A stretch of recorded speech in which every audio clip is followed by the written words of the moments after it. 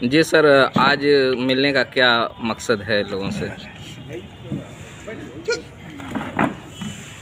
लगभग पौने 2 साल बाद डबल कोरोना के मरीज होने के बाद मौत के दरवाजे पर दस्तक देकर लगभग 5 महीने तक अस्पतालों में लेटने के बाद जीवन पाने के बाद मैं अपने कर्म क्षेत्र में आया हूँ और अपने साथियों से राज्य विधानसभा के इस चुनाव के दौर में बातचीत कर रहा हूँ। कॉमरेड फखरे आलम आपकी पार्टी से मऊ असेंबली में उम्मीदवार हैं, क्या पोजीशन लग रही है कि इस बार कम्युनिस्ट पार्टी कुछ अपने आप को इम्प्रूव करेगी? हम सब लोग चुनाव लड़ रहे हैं पूरे उत्तर प्रदेश में। भारतीय कम्युनिस्ट पार्टी 37 सीटों पर और दूसरे वामपंथी दल सब मिलाकर आपस में सहयोग के साथ 50-55 सीटें चुनाव लड़े। चुनाव के अंदर हम अपनी बात कह रहे हैं, जनसभा कर रहे हैं। हमारा मुख्य मकसद है कि प्रदेश के अंदर जो सांप्रदायिक स्थिति है और जो सांप्रदायिकता और जातिवाद के नाम पर वोट मांगा जा रहा है, इसके खिलाफ हम तो जनचेतना पैदा ही करते रहे, चुनाव में भी जनचेतना पैदा करते रहे। कुछ सीटों पर बड़ी शानदार लड़ाई हमारी है। हम आशा करते हैं कि विधानसभा में वामपंथी दलों का प्रतिनिधित्व बेहतर है। कौन सी सीटें हैं वो? अब वो सीटों का नाम लेना उचित नहीं है, क्योंकि अब उन सीटों के बारे में बंद करना, और मैं उन लोगों में हूँ कि जो मतदान के बाद निर्णय आएगा उसी को स्वीकार करना है। लेकिन लड़ाई बेहतर है जिसमें हो सकती है, हम चाहेंगे। अच्छा, क्यों सिर्फ 10% सीट पर चुनाव लड़ा जा रहा है लगभग? इसलिए कि ये चुनाव हम ये समझते हैं कि भारत के संविधान को बचाने का चुनाव है। ये चुनाव देश के अंदर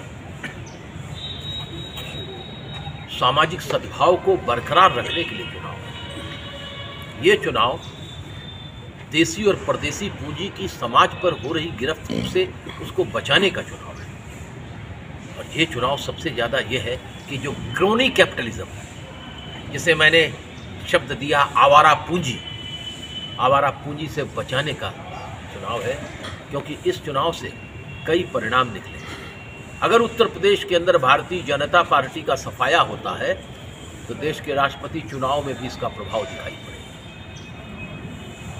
ये महत्वपूर्ण चुनाव है। मैं तो चाहता था कि गैर भाजपा शक्तियों में जो समान विचार के लोग हैं, उनका एक व्यापक रेनबो कोएलिशन, इंद्रधनुषी गठबंधन बने। लेकिन लोगों की ख्वाहिश अपनी पार्टी की ज़्यादा सीटें मिले, इसकी ख्वाहिश ने उस रेनबो कोएलिशन को नहीं स्वीकार किया और मैदान में है। चलिए, इस अनुभव से सीखने के बाद 2024 में भारत में इस सांप्रदायिक देसी परदेसी पूंजी और आवारा पूंजी की जकड़ में चलने वाली मोदी सरकार को परास्त करने के लिए रेनबो कोएलिशन के अलावा कोई दूसरा रास्ता नहीं, जो समान विचारों के, जो देश की एकता, संविधान, आवारा पूंजी से देश को बचाएं, गरीबी, बेकारी, महंगाई के खिलाफ लड़ते हुए सामाजिक सौहार्द को मजबूत करें।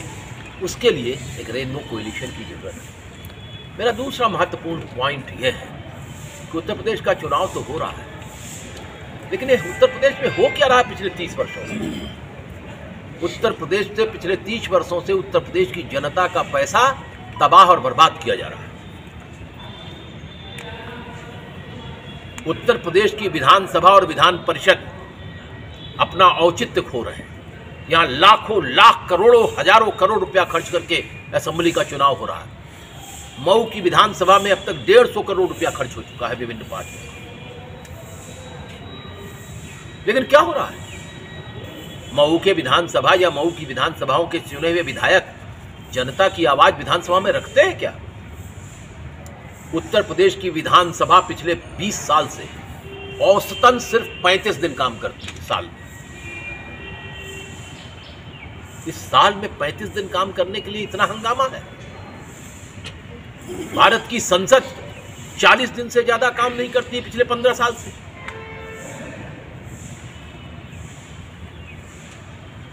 ये संसदीय लोकतंत्र का अपमान है। ये भारत की वोट प्रणाली का अपमान है। ये अरबों खरबों रुपया जो चुनाव में खर्च किया जाता है उसका अपमान है। और अगर 45 दिन और 30 दिन संसद चलाने के लिए जाति और धर्म का नुस्खा बांट करके समाज को बांटा जाता है तो ऐसे संसद और विधानसभाओं की उपयोगिता क्या है? ये सवाल हर पार्टी से अतुल कुमार अंजान का है, भारतीय कम्युनिस्ट पार्टी का है। जनता को हम आगाह करना चाहते हैं कि अगला आंदोलन हमको चलाना पड़ेगा कि साल में 100 दिन पार्लियामेंट चले, साल में 100 दिन असेंबली चले, और अगर नहीं चलती है तो संसद और विधानसभा के सदस्यों की तनख्वाह को आधा कर दें।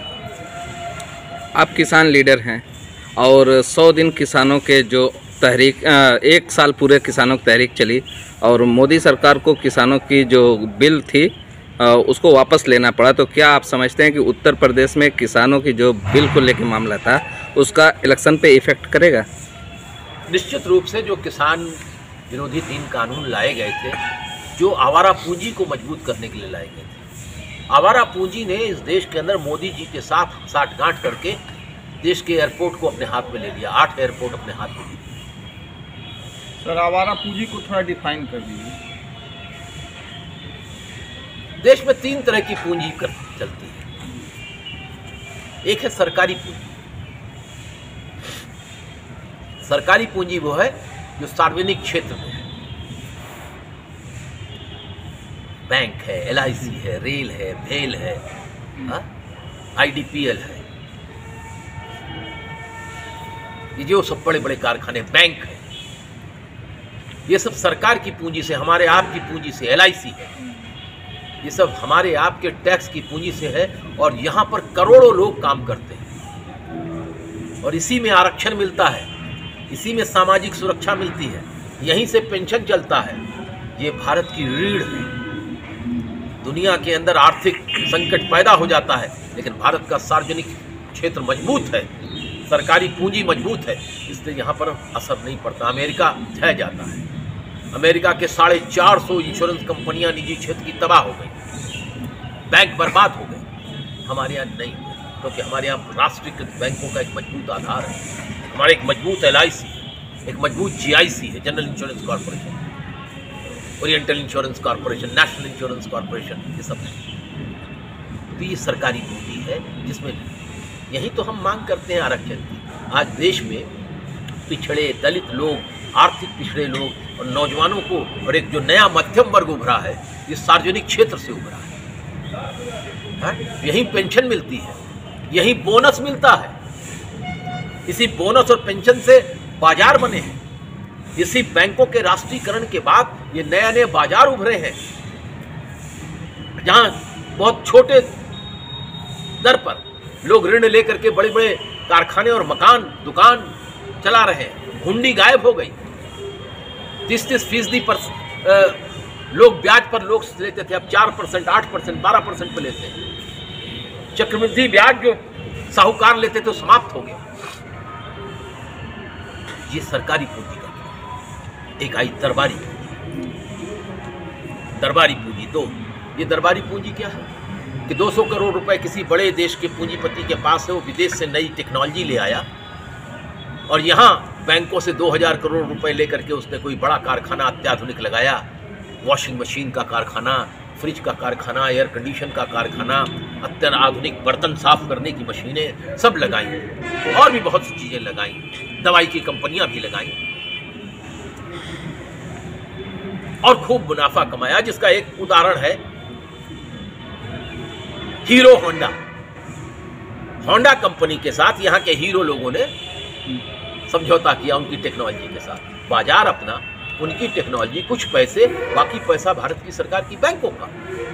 मारुति सुजुकी, मारुति अपनी कंपनी, सुजुकी जापान की आ गई, अरबों रुपया हमारा ले गया बैंक का, बाजार हमारा, खरबों रुपए का व्यापार किया, उसका बड़ा पैसा हिस्सा प्रॉफिट कमा करके जापान ले गई, होंडा ले गई। ये सब आ रही किया, फिया, ये सब दुनिया भर की कंपनियां हैं, कार की कंपनियां, साउथ कोरिया की दवाई की कंपनियां।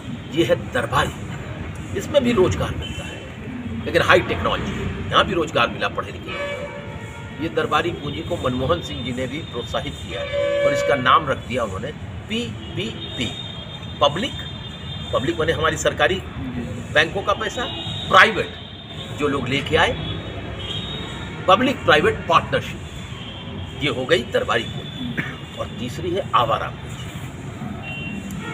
तो सरकारी पूंजी से नौकरी पैदा होती है, था दरबारी पूंजी से भी नौकरी पैदा होती है। और ये आवारा पूंजी में सरकारी चीजों को हड़प लो, एयरपोर्ट हड़प लो, बंदरगाह हड़प लो, सरकार के सहारे, जैसे अडानी ने हड़प लिया, एयरपोर्ट हड़प लिया, बंदरगाह हड़प लिए, रेल लाइन हड़प ली, बिना कुछ लगाए है, सरकार के साथ आवारगी के साथ घूम फिर करके पैसा खा करके कर लिया। और ये आवारा पूंजी क्या है? इससे रोजगार नहीं पैदा होती। आवारा पूंजी नीचे से आती है, टेबल के नीचे से, भ्रष्टाचार बढ़ाती है। और इस आवारा पूंजी से कुछ पैदा नहीं होता, तीन चीजें पैदा होती है। आवारा पूंजी से आवारा नेता पैदा होते हैं, आवारा पूंजी से आवारा अफसरशाही पैदा होती है, जो भ्रष्ट अफसरशाही, और आवारा पूंजी से आवारा मीडिया पैदा होता है। बिल्कुल सर, आपने एक बात कही कि और इसलिए इस आवारा पूंजी के खिलाफ लड़ाई है। इसीलिए देखिए ना, सबसे बड़ा पैसा वाला यहाँ इस देश के अंदर अंबानी था। जब हमारे देश में कोरोना काल था, हमारी आमदनी घट गई, महंगाई बढ़ गई, लोग रोजगार से निकाले गए, बेकारी घटी। इस देश के अंदर सबसे ज़्यादा दौलत अगर बढ़ी तो अडानी की बढ़ी, 1,12,000 करोड़ रुपए बढ़ गई। और वो अंबानी से भी आगे निकल गए। जब देश कराह रहा है, जब देश बेकारी में है, जब लोगों की खरीदने की शक्ति खत्म हो गई, जब लोग भुखमरी में हैं, जब लोग प्रवासी लोग भाग रहे हैं, जब फैक्ट्री कल कारखाने बढ़ गए, बंद हो गए, अडानी के आमदनी बढ़ गई, क्योंकि सरकार के साथ उसकी साठगांठ थी आवारा पूंजी की, और इसलिए वो एशिया का सबसे बड़ा पैसे वाला बन गया। यही है आवारा पूंजी। आपने एक बात कही कि फिरकापरस्त ताकतों से लड़ने के लिए एक मजबूत अलायंस की तरफ आपने इशारा किया, तो क्या उसमें कांग्रेस पार्टी भी शामिल होगी या उससे हट के कोई अलायंस होगा? रेनबो अलायंस समान विचार के लोगों की होगी, जिसमें रीजनल पार्टीज भी होंगी और नेशनल प्रोग्रेसिव पॉलिटिकल पार्टीज भी होंगी। शुरुआत तो यूपी से हो सकती थी इसकी, यूपी में आप लोग नहीं आए। हाँ, हमने कोशिश की, लोग नहीं तैयार हुए। लेकिन लोग से तात्पर्य, हाँ, लोग से तात्पर्य सब कहाँ आप चाहते थे, कौन नहीं तैयार हुआ? सब नहीं तैयार हुए। ना बीएसपी तैयार हुई, ना समाजवादी पार्टी तैयार हुई, ना कांग्रेस तैयार हुई। गठबंधन तो सब चाहते थे, लेकिन आपकी क्या शर्त थी कि लोग नहीं तैयार हुए? नहीं, सबका ये था, मैं कहूँ अगर अंग्रेजी में, short time actors with king size ego, छोटे दौर के खिलाड़ी लेकिन अहंग बहुत बड़ा भारी हो, लेकिन देश को ध्यान में रख के करना पड़ेगा। यानी कहें कि चलिए इस अनुभव से 2024 में सीखेंगे और मैं उसके लिए काम करूंगा। अतुल जी एक तरीके से 2024 की तैयारी शुरू कर दी है। अरे हम तो विचारों की तैयारी कर रहे हैं। इस देश के अंदर तो मोदी जी तो मिशन 2014 में जीते तो 2 मिशन 2019 चालू कर दिया उन्होंने, 2017 जीते तो 2022 चालू कर दिया, अभी चुनाव खत्म नहीं हुए कि 2025 चालू हो रहा है। ये क्या है? क्या खाली चुनाव है इस देश में? मिशन, हर मिशन में मोदी जी के कमीशन है। आप रेनबो अलायंस की बात कर रहे हैं और उत्तर प्रदेश में केवल 37 सीटों पर आप चुनाव लड़ रहे हैं। ऐसे में जहाँ 400 सीटों पर बड़ी पार्टियाँ चुनाव लड़ रही हैं, तो आपके साथ गठबंधन क्यों करेंगे? हम रियलिज्म के आसपास हैं, हम विचारों के आधार पर जनता के सवालों को लेकर अलायंस चाहते हैं। हम बिकने और खरीदने के लिए अलायंस कराने के पक्षधर नहीं। और मैं आपसे कहना चाहता हूं कि जब आप समझदारी के साथ चलते हैं तो 2004 में आप कह रहे थे ना, हम 63 सीटें लोकसभा में जीत करके आए थे, और हमने क्या दिया था देश को? हम चाहते तो 4 आदमी की पार्टी थी, रामविलास पासवान जी, वो सरकार में चले गए, स्टील मिनिस्टर बन गए, केमिकल मिनिस्टर बन गए। हम नहीं गए, हम बाहर से थे, सपोर्ट किया। कांग्रेस बहुमत में नहीं थी। हमने क्या हासिल किया? हमने जबरदस्ती राइट टू इंफॉर्मेशन पास किया। हमने जबरदस्ती उस संसद से देश की जनता की भावनाओं के अनुरूप राइट टू एजुकेशन, शिक्षा का अधिकार दिलाया। हमने अपने संघर्षों से, अपनी सोच की बुनियाद पर संयुक्त मोर्चा की सरकार जो मनमोहन सिंह जी के नेतृत्व में थी, राइट टू फूड दिलाया। ये जो 5 किलो अनाज मिल रहा है, अगर राइट टू फूड ना होता, Modi ji right to food मुख्यमंत्री थे, इसका विरोध किया था उन्होंने। राइट टू इंफॉर्मेशन का उन्होंने विरोध किया था। आपको मालूम है गुजरात के अंदर 79% प्राइमरी स्कूल प्राइवेट हाथों में दे दिया है बीजेपी के राज में, पिछले 8 साल से चल रहा है। मोदी जी यही काम करके आए थे। 56% अस्पतालों में, ग्रामीण अस्पतालों में डॉक्टर नहीं है गुजरात की। गुजरात मॉडल है। 5 रियासतों में इलेक्शन की तारीख पड़ी, उसके बाद से आपने देखा कि कर्नाटक से हिजाब का एक मुद्दा उठाया गया, तो आप इसको किस तरीके से देखते हैं हिजाब के मुद्दे को? महंगाई मुद्दा है, गरीबी मुद्दा है। सारे बच्चे स्कूल में पढ़े की जगह पर घरों में पड़े हुए हैं, मानसिक रूप से परेशान हैं। स्कूल आते थे तो दौड़ते थे, कूदते थे, विकलांगता की स्थिति हो गई है। यहाँ हिजाब है, हिजाब और खिजाब, यही मामला है क्या इस देश में? ये कुछ लोगों का खेल है, ये कुछ लोगों का खेल है। ये सांप्रदायिक आधार पर हिजाब से दोनों को फायदा हो रहा है, दोनों सांप्रदायिक तत्वों को। विश्व के 1/3 मैं पूछना चाहता हूं, पाकिस्तान में हिजाब है क्या? दोनों को कहा तो सांप्रदायिक तत्व अपनी पूरी ताकत से लगे हुए हैं इस देश के अंदर। महंगाई, बेकारी, गुर्बत का सवाल न खड़ा करके कभी हिजाब का सवाल, कभी खिजाब का सवाल, कभी प्रार्थना घर का सवाल कुछ नहीं है। और मैं समझता हूं कि ये मंदिर जो बन रहा है, ये मंदिर किसी पार्टी का नहीं बन रहा है। ये मंदिर इस देश के संविधान के द्वारा बनाई गई सुप्रीम कोर्ट के आदेश से बन रहा है। आपने दोनों तरफ इशारा किया, तो कहीं ना कहीं ये समझा जाए कि असदुद्दीन ओवैसी की तरफ आप कैसे? किसी का नाम नहीं लेना चाहता। मैं राजाओं की बात करता हूं, मैं रजुल्लियों की बात नहीं करता। और मैं एक बात और आपसे कह दूं कि देश के अंदर सारे सड़कों के ऊपर बोर्डिंग लगी हुई है। उत्तर प्रदेश की सरकार की गुणगाथा मोदी और योगी के बड़े बड़े होर्डिंग के साथ केरल में लगाने की क्या जरूरत है? ये जो गलत नारा लगा है, मुफ्त वैक्सीन, मुफ्त राशन। वैक्सीन मुफ्त है क्या? मोदी जी ने दी थी। मोदी जी तो वैक्सीन बेच रहे थे 3 महीने तक, 1800 रुपए और 2200 रुपए का। ये तो सुप्रीम कोर्ट ने फ्री है, क्योंकि स्वास्थ्य संविधान में दिया है कि स्वास्थ्य सरकार की जिम्मेदारी है। तो फिर काहे श्रेय ले रहे हो? मंदिर आपने नहीं बनाया हो तो सुप्रीम कोर्ट ने बनाया। राइट मुफ्त राशन, राशन तो राइट टू फूड में से आया है। इस देश में लाखों टन अनाज सड़ जाता है FCI के गोदाम में। अच्छा, एक आखिरी तो इसलिए इस देश के अंदर ये जो प्रचार प्रसार के माध्यम से सरकार बनाने का ये आखिरी ढोंग है, खत्म हो जाएगा। छुट्टा पशु को लेके क्या कहना है? छुट्टा पशु कितना इफेक्ट डाल रहे हैं लोगों आवारा राजनीति से आवारा पशु भी पैदा हुए हैं। और ये मैं कहना चाहता हूँ कैसे हुए। आज सारे देश में चले जाइए, इधर उत्तर भारत में रात में सड़कों पर निकले तो देखिएगा गांव के इलाके में, ये गांव कह रहे हैं, दोनों तरफ सड़क के दोनों तरफ लोग टार्च लिए खड़े हुए हैं, दूर तक दिखाई देता है। माताएं, बहनें, बच्चे, पुरुष, बूढ़े सब खेतों में खड़े हुए टार्च लगा के डंडे से। कितने उत्तर प्रदेश में मारे जा चुके हैं इन आवारा पशुओं से। ये आवारा पशु एक समस्या है। और आज उत्तर प्रदेश, भारत जो है पिछले 2 वर्षों से लगातार, 3 वर्षों से लगातार, बल्कि कहे 4 वर्षों से लगातार दुनिया में सबसे ज़्यादा बीफ बेचने का एक्सपोर्टर है। सबसे ज़्यादा निर्यात दुनिया में अगर कहीं से मांस का, बीफ का होता है तो भारत से होता है।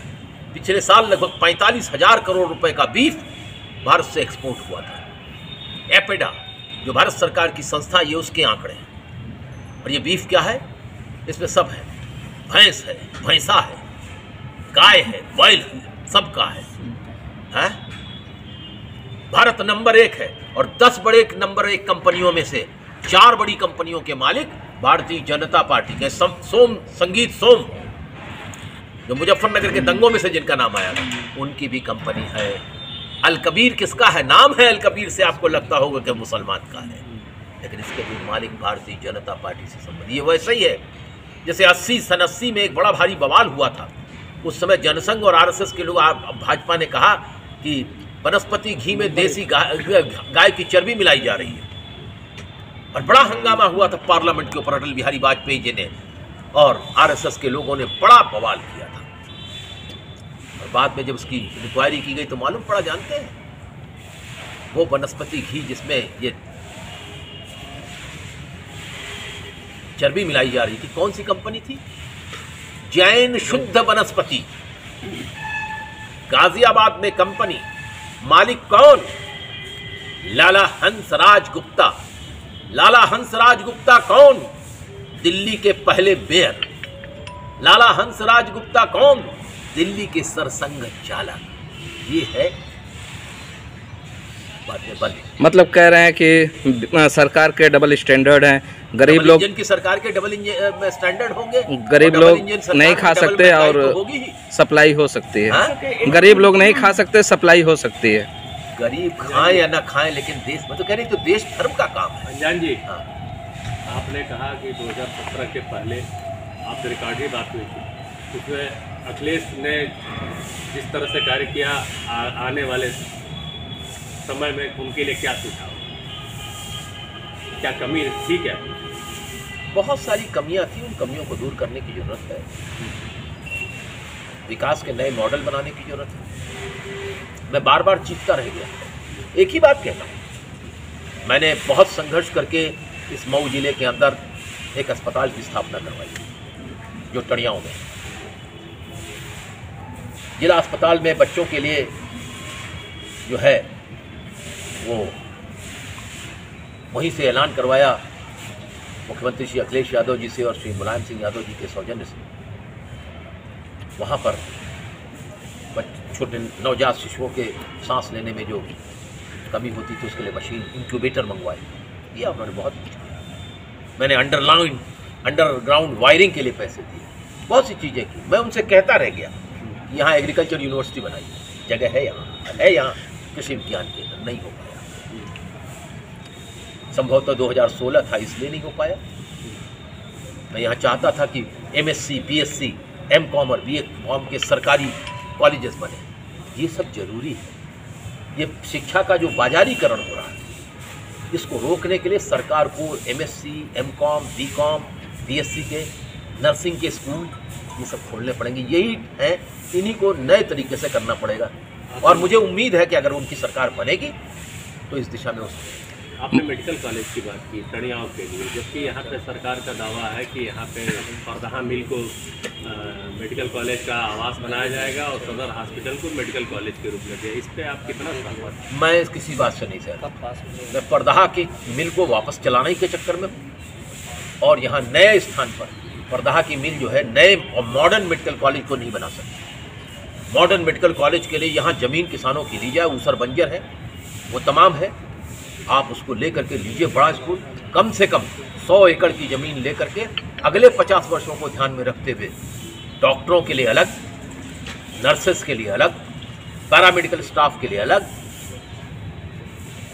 जो अस्पताल में मरीज आएंगे उनके तीमारदारी करने वालों के लिए अलग धर्मशाला, बढ़िया आधुनिक अस्पताल पूर्वांचल के लिए ज़रूरी है कि यहाँ बहुत गरीबी है, यहाँ कोई कल कारखाने नहीं है, यहीं पर डॉक्टर भी हों और यहाँ मेडिकल कॉलेज में बेहतर खाली MBBS की पढ़ाई नहीं, MD की भी पढ़ाई का इंतज़ाम हो और नए मॉडर्न जो इश्यूज़ हैं उनके साथ बड़ी पैथोलॉजी की क्लिनिक, यहाँ कैंसर का इंस्टीट्यूट, ये सारे तरफ के उसके डिपार्टमेंट होने चाहिए। 1996 से मुख्तार अंसारी मऊ सदर से MLA थे और अब उन्होंने अपने बच्चे अब्बास अंसारी को लॉन्च किया है, इसको आप किस नज़रिए से देख रहे हैं? मैं इस पर कोई बात नहीं करना चाहता। जो लोग उनको लड़ा रहे हैं उनकी बुद्धि पर मुझे तरस आता है। अतुल अंजान के इतने कार्यों को अब तक किसी ने, जैसे आपने आप रिकॉर्ड में बात करते हुए बताया कि टड़ियाओं में आपका किस तरह से फ़ोन करके हमेशा अपडेट करना, अधिकारी से बात करना, लोगों की ज़मीन दिलाना, यहाँ तो पार्टियों में ही होड़ मची हुई है कि सब अपना श्रेय लेना चाहते हैं टड़ियाओं हॉस्पिटल और उस पर जो कार्य किए जा रहे हैं। क्यों आप इतने साइलेंट हैं? क्योंकि आज तो बाजारीकरण है और हर आदमी अपने चीज़ का प्रचार करता है, आप क्यों इतना साइलेंट? मैंने 2 लाख लोगों के बीच में मुख्यमंत्री जी से, अखिलेश यादव जी से कह करके वो अस्पताल बनवाया था, इंक्यूबेटर लगवाए थे, अंडरग्राउंड वायरिंग की बात कही थी, पैसा दिया गया था।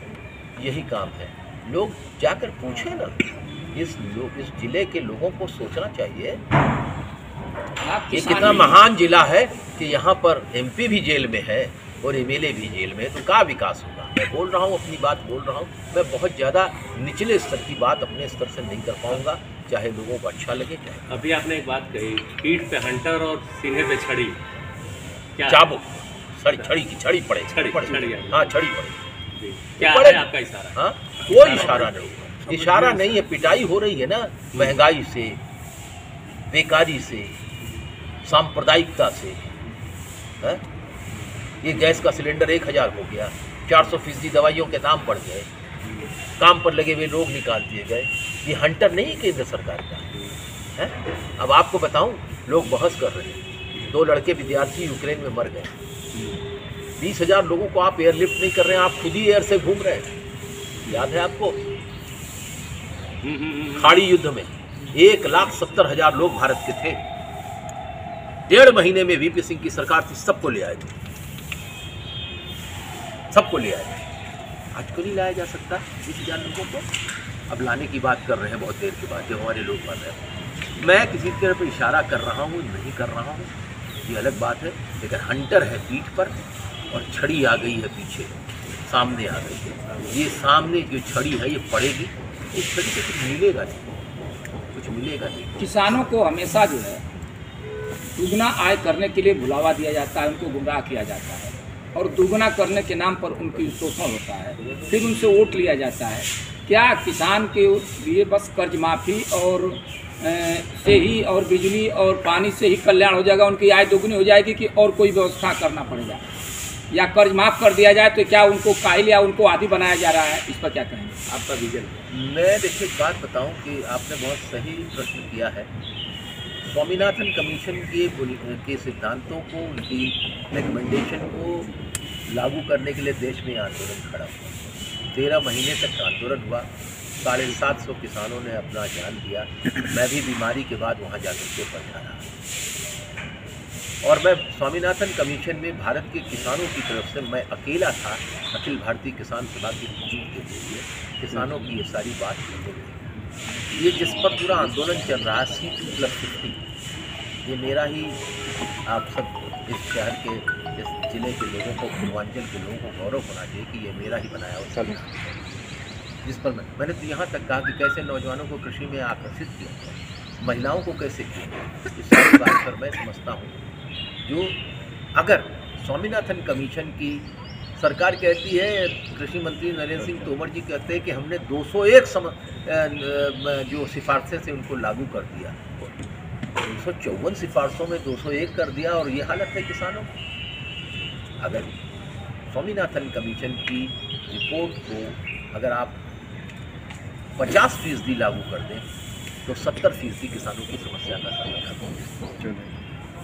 मैं समझता हूँ और मेरा ये कहना है कि कृषि लागत दर को घटाना चाहिए। बीज पर, खाद पर, पानी पर, बिजली पर, डीजल पर अगर GST घटा देंगे तो कृषि लागत दर घटेगी। ट्रैक्टर पर, कृषि औजारों पर GST हटा देंगे तो कृषि लागत दर घटेगी। और जब कृषि लागत दर घटेगी तो किसानों की जेब से कम पैसा जाएगा, किसानों के उत्पादन का बेहतर पैसा होगा।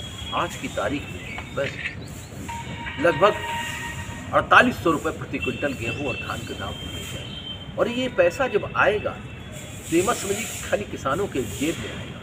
ये पैसा जब आएगा तो किसानों के घर में पैसा आएगा तो किसान अपनी बेटी के लिए फ्रॉक भी खरीदेंगे, बेटे के लिए पैंट भी खरीदेंगे, अपनी बेटी और अपनी महिलाओं के लिए साड़ी भी खरीदेंगे, पेटीकोट भी खरीदेंगे, वो अपने घर में लिंटर भी डालेंगे, वो अपने घर में ईंटा भी डालेंगे, बाजार से सामान खरीदेंगे। ये पैसा सर्कुलेशन में आएगा तो मैन्युफैक्चरिंग इंडस्ट्री जो एकदम बैठ गई है हमारे देश की, उसका भी विकास होगा। और जब पैसे का आवागमन होगा, जब पैसे की खरीदारी में कन्वर्ट होगा, जब एक जगह से दूसरी जगह पैसे का हस्तांतरण होगा, जब गांव से शहर और शहर से गांव और शहर गांव से बाजार और बाजार से शहर जब जाएगा तो GST में भी इजाफा होगा, और GST में इजाफा होगा तो केंद्र सरकार के पास भी पहुंचेगा, राज्य सरकार के पास भी पहुंचेगा। इसीलिए कृषि उत्पादन दर भी को नीचे करो और किसानों की आय को दुगना करोगे तो बाजार बनेगा, एक्सपेंशन ऑफ मार्केट होगा। यही है मेरा कहना। ठीक है, थैंक यू। संसद भवन में या लोकसभा में क्यों नहीं ये बात उठाई जाती है? क्यों नहीं आप भेज दीजिए ना हमको, तब मैं उठाऊंगा।